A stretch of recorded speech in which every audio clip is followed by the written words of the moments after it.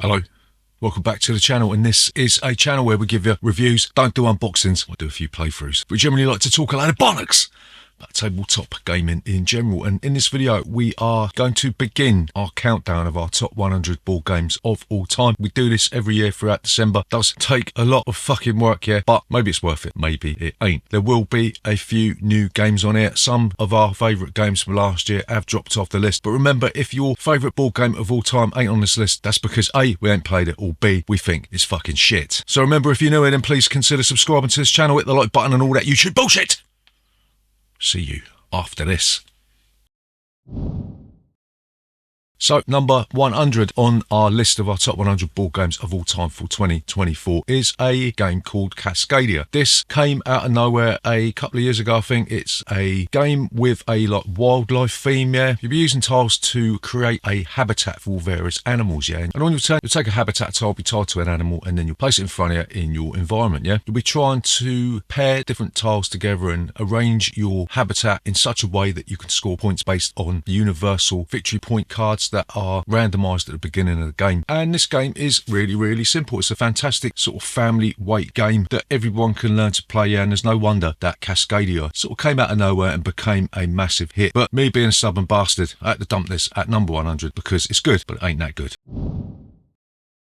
So number 99 on our list of our top 100 board games of all time is a game by Christoph Bollinger. This was our favourite game of all time when I first started doing this channel, yeah. But things have moved on and it's fallen down the snake all the way down to number 99. But any game that's in the top 100 is a fantastic game. This is a semi-cooperative Euro game. You'll be exploring an archipelago during the age of discovery. You'll be having babies. You'll be trying to control the local population, taking control of buildings, harvesting different resources, hiring different personalities in the hope that you can score your secret personal objective and the public objective to get points to win the game, yeah. This game did cause a bit of a stink a few years ago, and I can sort of see why, yeah, some of the racial stereotypes in this may well not be considered acceptable today. I mean, normally I don't give a fuck about this stuff, but having a look in this box before I made this list, it was a little bit like, fucking hell, that is a bit fucking tight, yeah. But yeah, it doesn't matter really, because Archipelago is still a fucking fantastic game, and it's probably Christoph Bollinger's best game, yeah. It's better than that dog one that he made, where the company that kickstarted it ran off with all the fucking money, except mine.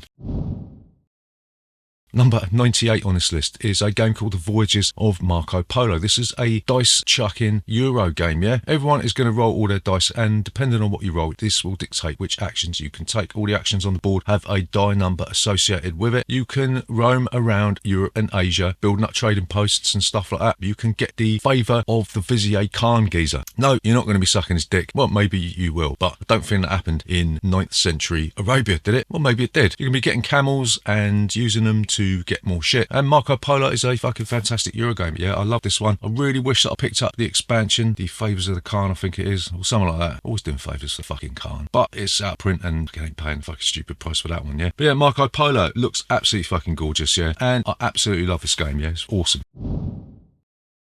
So, fucking lost already. Number 97 on our list of our top 100 board games of all time is a 2002 game by Dirk Henn, the geezer who done Alhambra, yeah? It's Wallenstein. This is a kind of Euro-style war game, yeah? It's got one of them really nice cube tower things where you're going to be chucking cubes into the tower, and depending on what colour cubes come out there, the actions that you'll be able to take. So, you can conquer new countries in this. You can collect tax. You can erect buildings, yeah? I know everyone laughs when they hear the word erection, don't they? Especially my wife, yeah, with my 3-inch penis. You will have to feed your populace, and you might be victualling the army, whatever that means. I don't think it means sticking a finger up the army's bum, does it? So you're going to have to deal with unrest, because if you are a murderous dictator like me, then you're going to upset a lot of people. And believe me, doing this YouTube channel, I have upset quite a few people. So yeah, Wallenstein is still, after 22 years, a fucking awesome Euro game. And that cube tower didn't really work that well with Amerigo, but it does work really well with this one.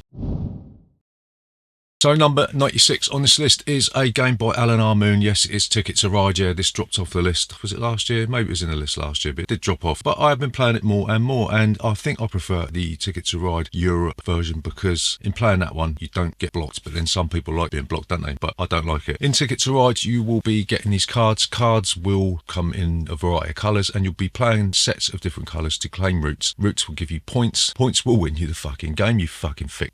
It's such a simple idea. I think Alan R. Moon designed this on a tablecloth or something like that, yeah. But he's not a pauper anymore. He can design whatever he likes. Ticket to Ride has spawned loads and loads of expansions. A lot of best ones aren't in print anymore, like Marlin one. Days of Wonder, Asmodee, why don't you reprint that, you stupid bastards? But yeah, sometimes you just want a game where you don't really have to think about anything, yeah. Well, I want games like that all the time, now that I'm turning into a senile old bastard. But yeah, Ticket to Ride's creeping up the list again, because maybe I'm getting a little bit fed up with complex games, you know.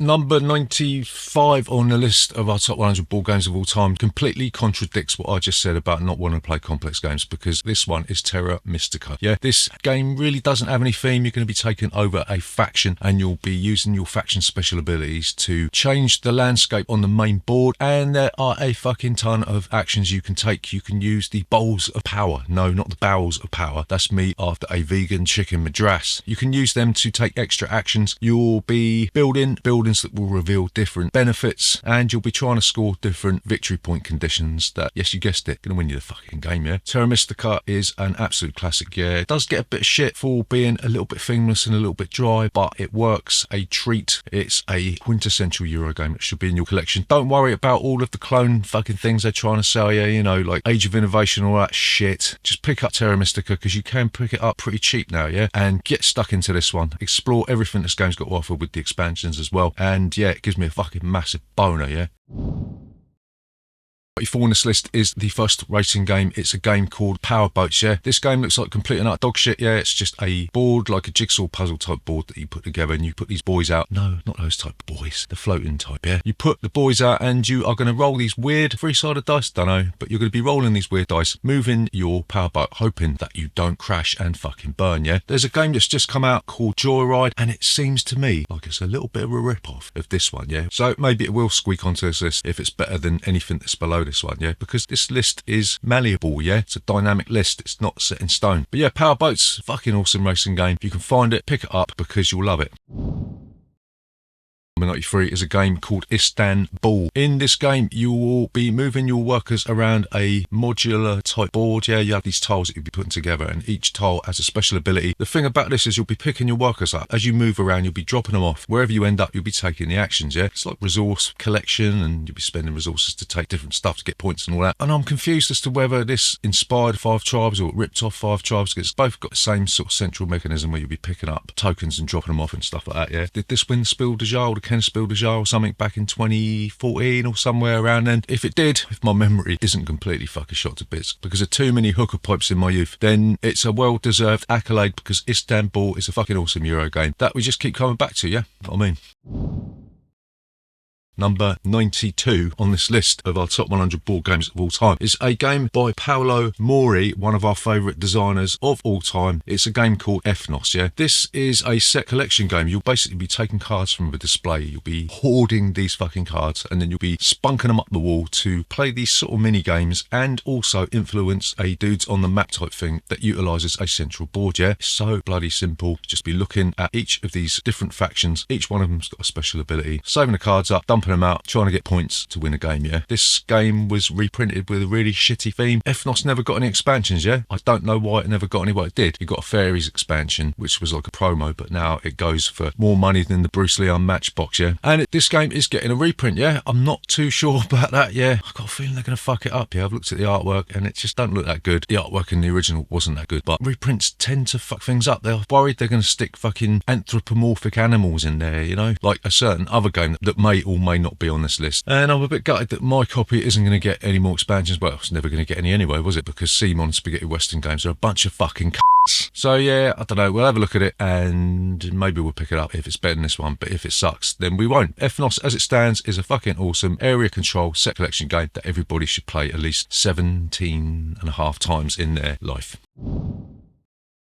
Number 91 is one of our favourite dice chucking games of all time, yeah. I'm a little bit gutted that I got rid of the original. Oh, it's Las Vegas, by the way. The original had this sort of really dirty feel to it, you know. It feels like sort of underpants that you've been wearing for like 6 months and you don't really want to take them off. But we got rid of that to get the Royale version. Royale with cheese. The Royale version came with a load of extra shit that we don't usually use, yeah. But Las Vegas, you're going to be rolling some dice and then you'll be choosing one number, picking out all of those numbers and sticking them on a casino. You'll be looking for area majorities. The trick with this, the twist, is that if there's a tie for the majority, then the next lowest number wins, yeah? So stitching people up, trying to block them, is just as important as trying to get the majority. You'll be winning money, and if you're playing with the modular bits, you'll be playing little mini games that we never use. But yeah, I guess you might like them, won't you? So yeah, Las Vegas, one of our favourite area majority dice chucking stitch up games, and if you haven't played it, you know what to do. Go and get it. So there you go, that is the first instalment of our top 100 board games of all time for 2024. You look like you fucking bored out your head, mush. Don't hope that the assisted dying bill in the UK becomes legislation, because I ain't going to assist you, so you will be on your own with that one, yeah? But if you are interested in following this list, then come back next time for more inane